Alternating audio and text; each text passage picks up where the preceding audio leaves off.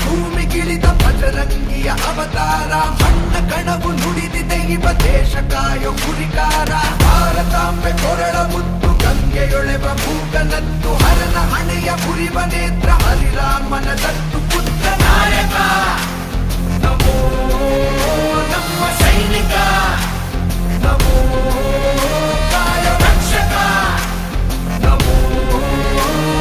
ಸಬಕ ಸಾಥ್ ಸಬಕ ವಿಕಾಸ್ ಎಂದು ನುಡಿದು ನಡೆದ ಕಾರ್ಮಿಕ